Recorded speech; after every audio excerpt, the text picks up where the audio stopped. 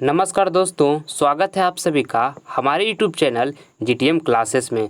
दोस्तों आज हम क्लास 10th के लिए मैथमेटिक्स का इम्पॉर्टेंट ऑब्जेक्टिव क्वेश्चन करवाएंगे जो कि मैट्रिक बोर्ड परीक्षा के लिए दोस्तों काफ़ी ही महत्वपूर्ण है। लल्लन टॉप प्रश्न करवाएंगे दोस्तों, आपके एग्जाम के लिए काफ़ी ही महत्वपूर्ण साबित होगा ये प्रश्न। ठीक है, देखिए पहला प्रश्न से हम आज का वीडियो स्टार्ट करते हैं। पहला प्रश्न में देखिए आपसे हम पूछा गया है यदि a + b = 90 डिग्री तो cos a बराबर होगा। तो देखिए a + b बराबर हमको 90 डिग्री दिया हुआ है, तो दोस्तों हम यहाँ से इस तरह से लिख सकते हैं a बराबर 90 डिग्री माइनस b, इस तरह से लिख सकते हैं क्योंकि यहाँ से हम अगर जो b को उस साइड ले जाएंगे तो माइनस में हो जाएगा। अब देखिए यहाँ लिखा हुआ है cos a, ठीक है, तो cos a की जगह पर हम इस तरह से लिख सकते हैं, cos से लिख लिए और a के बराबर में हम क्या लाएं 90 माइनस बी, तो यहाँ पर हम 90 माइनस बी लिख लेंगे।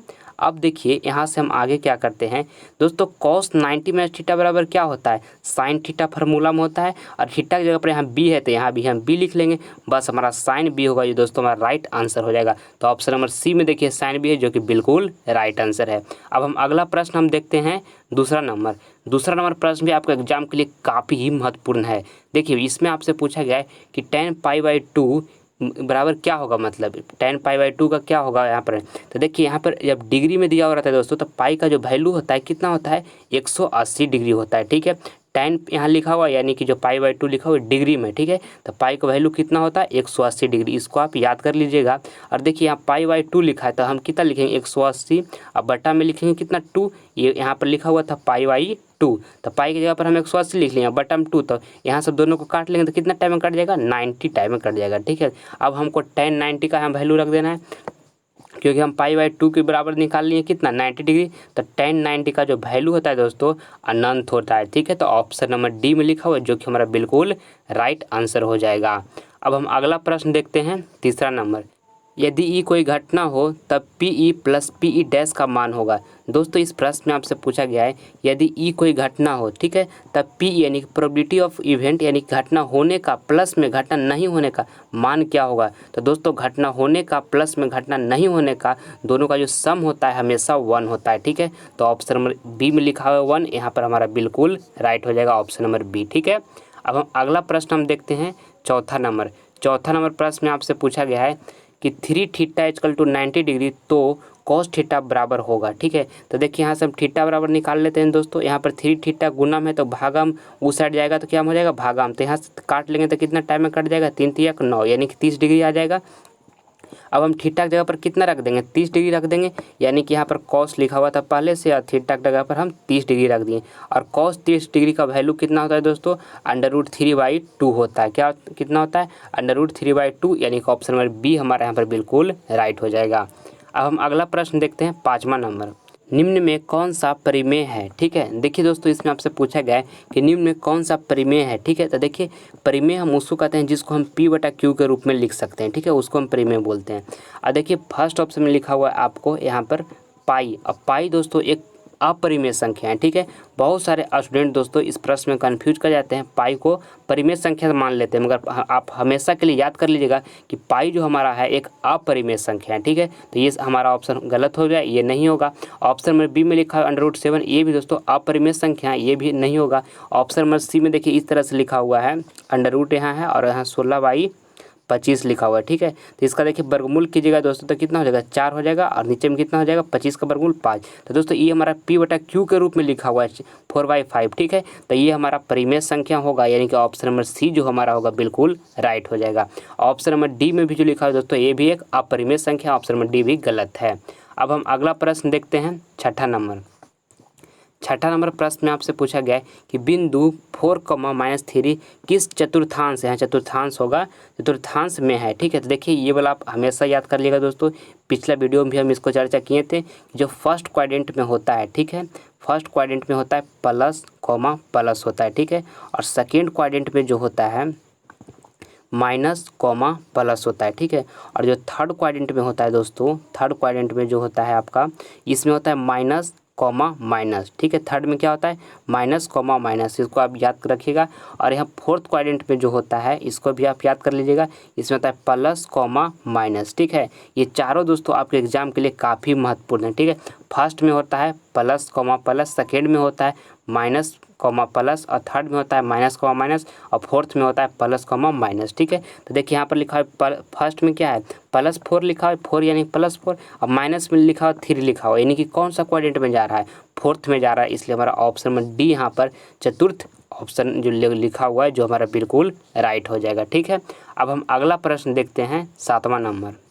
और दोस्तों अगर आप हमारे चैनल पर पहली बार विजिट किए हैं तो आप इस चैनल को सब्सक्राइब कर लीजिएगा, क्योंकि दोस्तों हम जितना भी आपको प्रश्न करवाएंगे जो कि आपका एग्जाम के लिए काफ़ी ही महत्वपूर्ण होगा। ठीक है, देखिए 7वां नंबर प्रश्न में आपसे यहाँ पूछा गया है, लिखा है सेक स्क्वायर थीटा -1 का मान है। तो दोस्तों ये फार्मूला होता है, इसको आप याद कर लीजिएगा, सेक स्क्वायर थीटा माइनस में tan square theta equal to कितना होता है 1। ठीक है, और यहाँ आपसे पूछा गया सेक स्क्वायर थीटा -1 का मान है। तो देखिए यहाँ से हम इस तरह से इसको लिख सकते हैं, sec square theta -1 equal to में tan स्क्वायर थीटा। ठीक है, ये जो 1 था दोस्तों हम इस साइड ले लाएँ तो माइनस में हो गया, और tan स्क्वायर थीटा को उस साइड ले गए तो प्लस में हो गया, यानी कि यहाँ से हम कह सकते हैं कि sec square theta equal to क्या, sec square theta -1 equal to में क्या हो जाएगा tan स्क्वायर थीटा। ठीक है, जो कि देखिए ऑप्शन नंबर यहाँ सी में tan स्क्वायर थीटा दिया हुआ है, जो कि हमारा बिल्कुल राइट आंसर हो जाएगा। ठीक है, और साथ में 2 फार्मूला और याद कर लीजिएगा दोस्तों, आपका एग्जाम के लिए काफ़ी महत्वपूर्ण होगा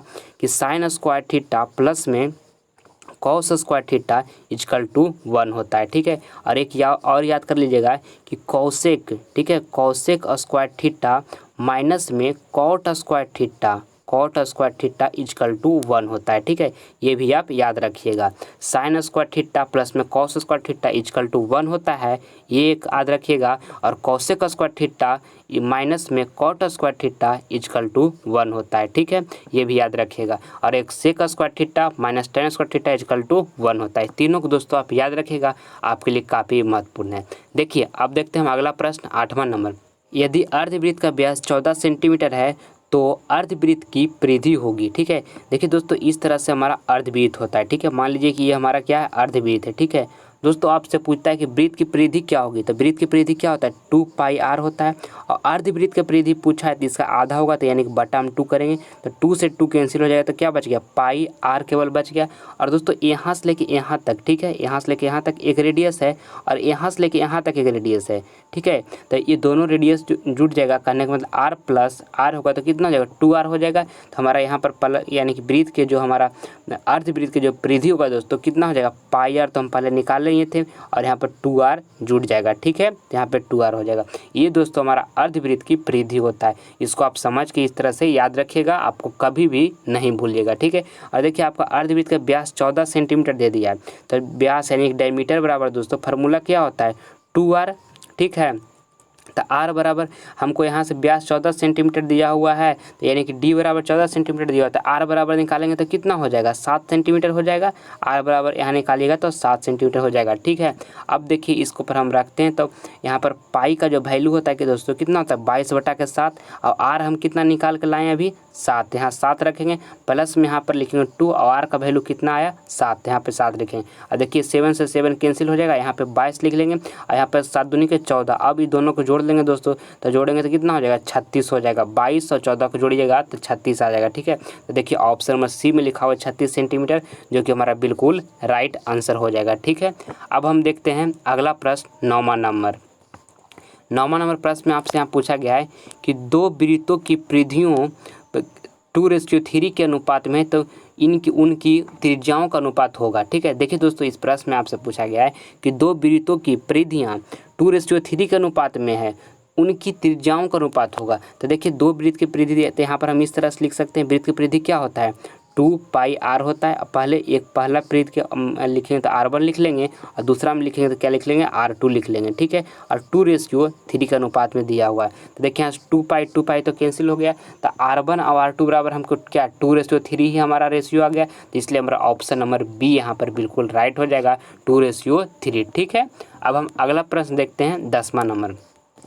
10वां नंबर प्रश्न में आपसे पूछा गया है कि 9 sec square theta minus 9 tan square theta बराबर है। तो दोस्तों देखिए यहाँ से हम कुछ कॉमन ले सकते हैं, 9 आपको इसमें भी दिखाई दे रहा है, इसमें भी दिखाई दे रहा है, तो यहाँ से हम 9 को कॉमन ले लेते हैं। ठीक है, तो यहाँ बच जाएगा क्या सेक स्क्वायर थीटा माइनस में क्या बच जाएगा tan स्क्वायर थीटा। ठीक है, अब इसको इक्वल टू हमको बताना है, तो यहाँ 9 तो इसी तरह से रह जाएगा। और अभी हम आपको बताएं दोस्तों कि सेक स्क्वायर थीटा माइनस में tan square theta equal to क्या होता है 1, तो इसका फार्मूला 1 पुट कर दिए और 9 × 1 कितना हो जाएगा 9, यानी कि ऑप्शन नंबर बी यहाँ पर हमारा बिल्कुल राइट हो जाएगा। बी में लिखा हुआ है 9। ठीक है, अब हम अगला प्रश्न देखते हैं 11 नंबर। और दोस्तों अगर जो आप हमारा दूसरा वीडियो नहीं देखे हैं, इससे जो पहले हम अपलोड किए हैं, वो भी हमारा आपको लिंक उसका डिस्क्रिप्शन में मिल जाएगा, उसको भी आप ज़रूर देख लीजिएगा। वो भी आपके काफ़ी महत्वपूर्ण होगा आपके एग्जाम के लिए। ठीक है, देखिए इसमें 11 नंबर में प्रश्न में आपसे पूछा गया है, यदि √3 cosec थीटा इक्वल टू 2 हो तो थीटा का मान होगा। तो दोस्तों यहाँ से हम इस तरह से लिख सकते हैं। ठीक है, cosec थीटा इधर √3 गुना में है तो बराबर के उस साइड में जाएगा तो क्या हो जाएगा, भागा में हो जाएगा। ठीक है, अब यहाँ से हमको थीटा का वैल्यू निकालना है, तो थीटा का वैल्यू कितना हो जाएगा दोस्तों, हम थीटा का वैल्यू कितना यहाँ पर रखेंगे जो बराबर में 2/√3 लिखा हो सेटिस्फाइड कर जाए, तो हम दोस्तों 60 डिग्री के रखेंगे तो सेटिस्फाइड कर देगा, क्योंकि cosec 60 डिग्री का फार्मूला क्या होता है, 2/√3 होता है। तो ऑप्शन नंबर ए जो होगा हमारा यहाँ पर बिल्कुल राइट हो जाएगा। थीटा की जगह पर कितना रखाएगा, थीटा की जगह पर हमको रखाएगा 60 डिग्री। ठीक है, अब हम अगला प्रश्न देखते हैं 12 नंबर।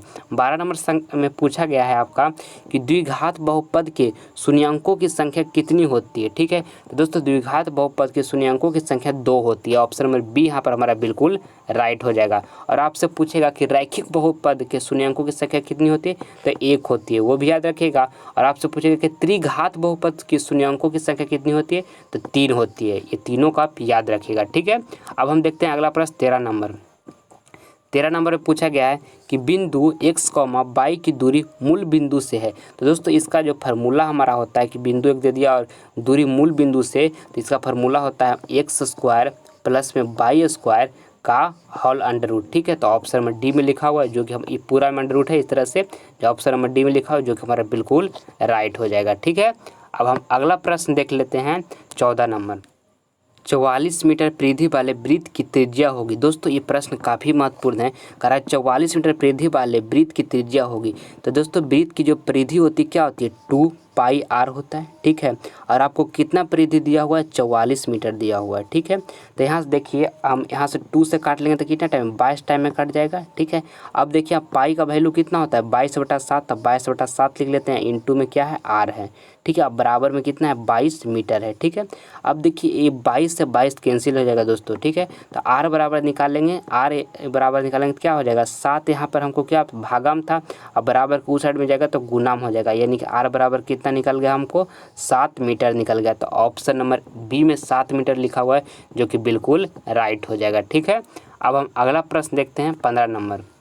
ये हमारा लास्ट प्रश्न है दोस्तों। इसमें आपसे पूछा गया है कि tan a बराबर होगा। ठीक है दोस्तों, tan a बराबर जो होता है हमारा cot 90 - a होता है, यानी कि ऑप्शन नंबर ए में जो लिखा हुआ है हमारा बिल्कुल राइट हो जाएगा। ठीक है, tan a बराबर क्या होता है, cot 90 degree -a। Option number A यहाँ पर हमारा बिल्कुल राइट हो गया। मैं उम्मीद करता हूँ दोस्तों कि वीडियो आपको पूरी अच्छी तरीके से पसंद आया होगा, तो प्लीज़ आप इसे लाइक करें, अपने दोस्तों में शेयर करें, और आप हमारे चैनल पर नए हैं तो सब्सक्राइब जरूर कर लीजिए, क्योंकि दोस्तों मैं आपको केवल क्वालिटी वाला वीडियो हमेशा अपलोड करता हूँ। ठीक है, मिलते हैं अगले वीडियो में, तब तक के लिए गुड बाय।